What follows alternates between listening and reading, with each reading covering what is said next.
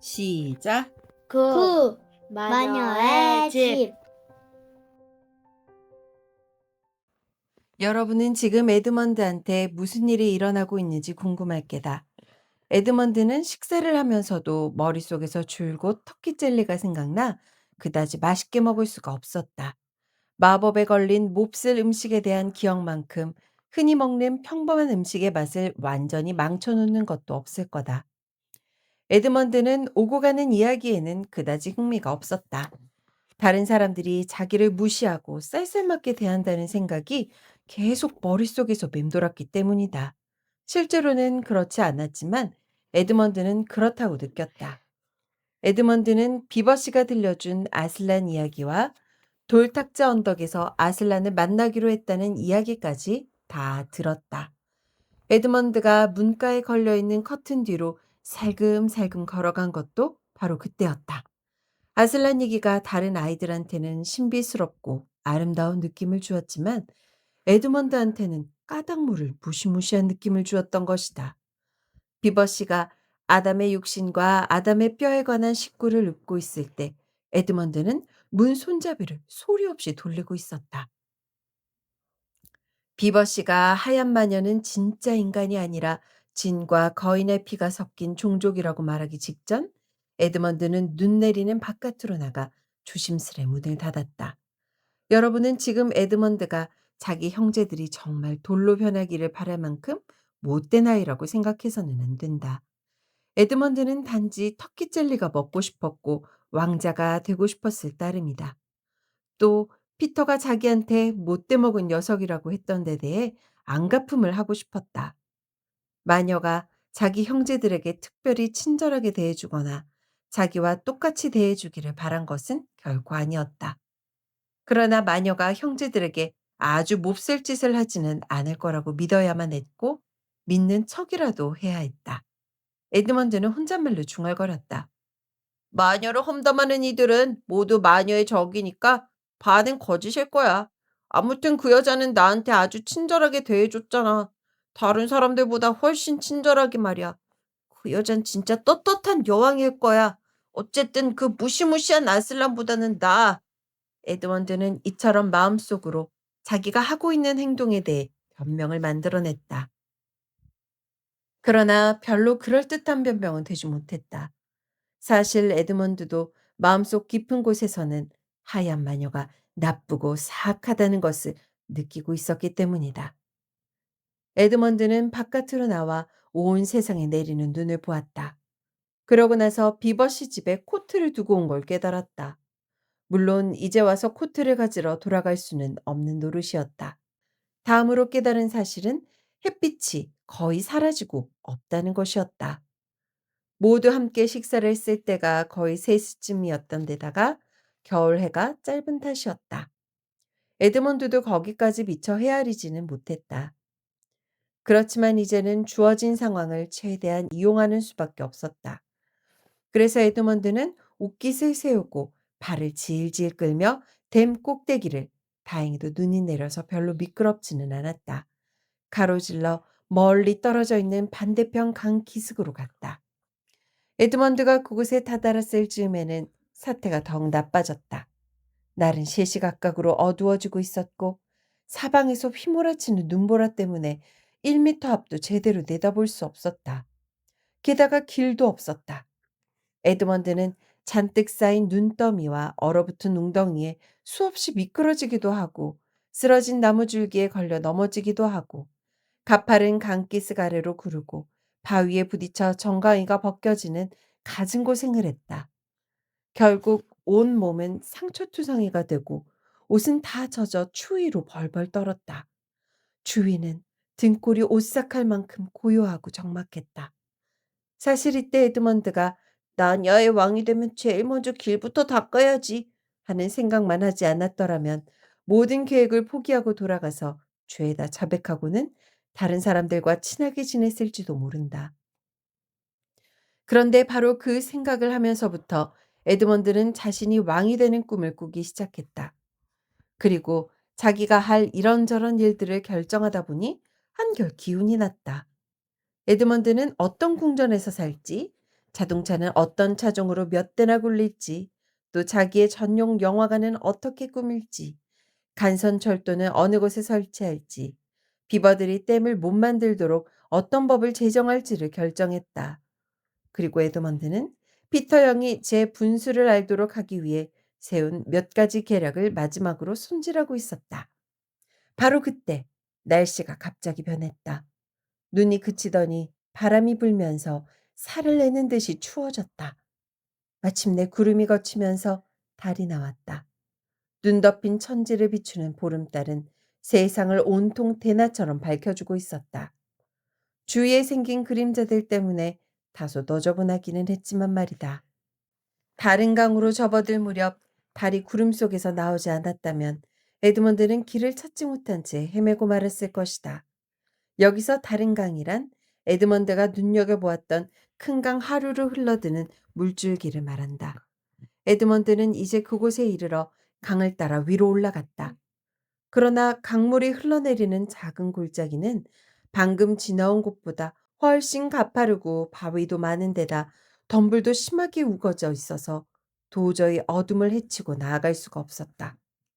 할 수 없이 잔뜩 몸을 구부리고 나뭇가지들 아래로 지나가는데 나뭇가지 위에 수북히 쌓여있던 눈덩이가 등으로 쏟아져 내리는 통에 온몸이 흠뻑 젖고 말았다. 에드먼드는 피터 형이 점점 더 미워졌다. 이 모든 일이 꼭 피터 형의 잘못이기라도 한 듯 화가 치밀었던 것이다. 에드먼드는 마침내 골짜기에서 벗어나 좀 더 평평한 곳으로 나왔다. 이제 에드먼드 앞에 있는 강 건너편에 작은 언덕 두 개가 보였고 그 사이에 자리 잡은 작은 평지 한가운데에 하얀 마녀의 집인 듯한 것이 눈에 띄었다. 달은 아까보다 한층 환하게 빛나고 있었다. 그 집은 한마디로 조그마한 성이었다. 그것도 마치 바늘처럼 날카로운 모양의 길쭉하고 뾰족하고 작은 첨탑만으로 이루어진 것 같았다. 탑들은 꼭 커다란 마법사의 모자나 바보 모자. 바보 모자는 옛날에 바보 학교에서 쓴 모자. 성적이 나쁜 학생에게 벌을 주기 위해 씌운 원뿔 모양의 종이 모자였대. 바보 모자처럼 보였다. 달빛을 받아 눈 위에 생긴 기다란 탑 그림자는 기이한 분위기를 자아냈다. 에드먼드는 차츰 그 성이 두려워지기 시작했다. 하지만 이제 돌아갈 생각을 하기에는 너무 늦었다. 에드먼드는 꽁꽁 얼어붙은 강을 건너 그 성으로 걸어 올라갔다. 움직이는 것이라곤 전혀 없었고 아무 소리도 나지 않았다. 심지어 자신의 발자국 소리조차 눈 속에 파묻혀 들리지 않았다. 에드먼드는 문을 찾으려고 걷고 또 걷고 모퉁이를 몇 번이나 돌면서 작은 탑을 수도 없이 지나갔다. 그렇게 거의 성 둘레를 한 바퀴 돌고 나서야 간신히 문을 찾아냈다. 거대한 아치로 되어 있는 입구에는 뜻밖에도 커다란 철문이 활짝 열려 있었다. 에드먼드는 아치로 살금살금 다가가 안뜰로 고개를 들이밀다가 하마터면 심장이 멎을 뻔했다. 입구 바로 안쪽에 빛나는 달빛을 받으며 거대한 사자 한 마리가 금방이라도 튀어오를 것 같은 자세로 웅크리고 있었던 것이다. 에드먼드는 들어가기도 두렵고 돌아가기도 두려워서 다리를 후들후들 떨며 아치의 그림자 속에 몸을 숨겼다. 그렇게 너무 오랫동안 서 있다 보니 설사 겁을 집어먹은 게 아니라 해도 너무 추워서 이를 딱딱 부딪히지 않을 수 없었다. 실제로 얼마나 오래 그러고 있었는지는 몰라도 어쨌든 에드먼드한테는 몇 시간이나 지난 것 같았다. 드디어 에드먼드는 왜 사자가 꼼짝도 안 하고 있을까 궁금해지기 시작했다. 사자는 처음 봤을 때부터 지금까지 조금도 움직이지 않았기 때문이다. 에드먼드는 될 수 있는 한 아치의 그림자 밖으로 벗어나지 않으려고 애쓰면서 조금씩 가까이 다가갔다. 그제야 에드먼드는 사자가 자기를 전혀 볼 수 없는 위치에 있다는 점을 깨달았다. 사실 사자는 1미터쯤 떨어진 곳에서 등을 보이고 서 있는 작은 난쟁이를 뚫어지게 바라보고 있었다. 옳지, 사자가 난쟁이를 덮칠 때 도망가야겠다. 그러나 사자는 여전히 꼼짝도 하지 않았고 난쟁이 역시 마찬가지였다. 비로소 에드먼드는 하얀 마녀가 나니아 국민들을 돌로 만들어 버린다던 이야기가 떠올랐다. 어쩌면 저건 그냥 돌사자일지도 몰라. 그 순간 에드먼드는 사자의 등과 머리 꼭대기가 흰눈으로 덮여 있는 걸 깨달았다. 석상이 틀림없어. 살아있는 거라면 몸에 저렇게 눈이 쌓이도록 서 있을 리가 없지. 에드먼드는 터질 듯이 두근거리는 가슴을 억누르며 위험을 무릅쓰고 한 발 한 발 느릿느릿 사자 곁으로 다가갔다. 그때까지도 감히 사자한테 손을 대지 못하다가 마침내 번개같이 손을 뻗어 살짝 만져보았다. 그것은 그저 차가운 돌이었다. 겨우 이까짓 석상 따위에 겁을 먹었다니. 그러자 에드먼드는 한꺼번에 긴장이 풀리면서 추운데도 갑자기 온기가 발끝까지 퍼지는 것을 느꼈다. 동시에 기막히게 멋들어진 생각이 머릿속에 떠올랐다. 이게 그들이 바라던 위대한 사자 아슬란일지도 몰라. 그 여자가 벌써 잡아다가 돌로 만들어버렸나 봐. 그렇다면 결국 아슬란에 대한 온갖 그럴듯한 계획들도 이제 끝장이군. 이제 누가 아슬란을 무서워해? 에드먼드는 고소하다는 듯 돌사자를 바라보고 서 있다가 곧 멍청하고 유치하기 짝이 없는 짓을 했다. 에드먼드는 주머니에서 몽당 연필을 꺼내 사자의 윗입술에 콧수염을 그리고 눈 위에 안경을 그려 넣었다. 그러고는 말했다. 야, 바보 늘다리 아슬란, 돌이 된 기분이 어떠냐? 네가 꽤나 대단한 줄 알았지? 하지만 낙서를 했는데도 달빛 속에서 눈을 빤히 뜨고 있는 거대한 돌사자의 얼굴은 여전히 무시무시하고 슬프고 위험에 차 있어서 에드먼드는 사실 놀리는데 별 재미를 못 느꼈다. 에드먼드는 돌아서서 안뜰을 가로질러 걸어가기 시작했다.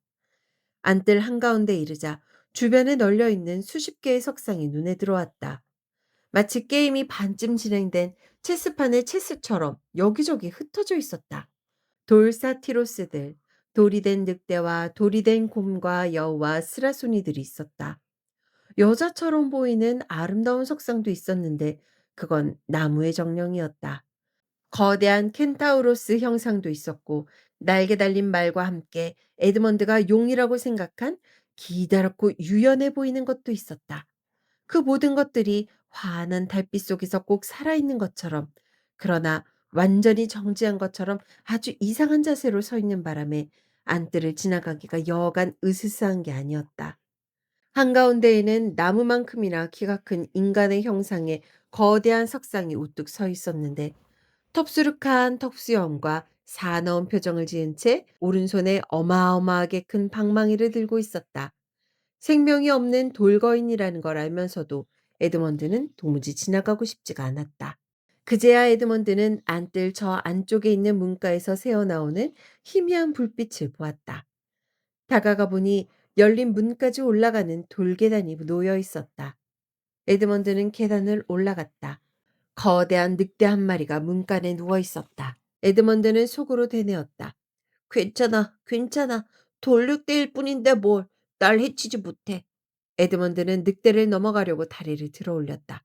바로 그때 그 거대한 것이 벌떡 일어나더니 등에 털을 곤두세우고 어마어마한 빨간 입을 쩍 벌리고 으르렁대는 소리로 말했다. 웬 놈이냐? 누구냐? 꼼짝 말고 정체를 밝혀라.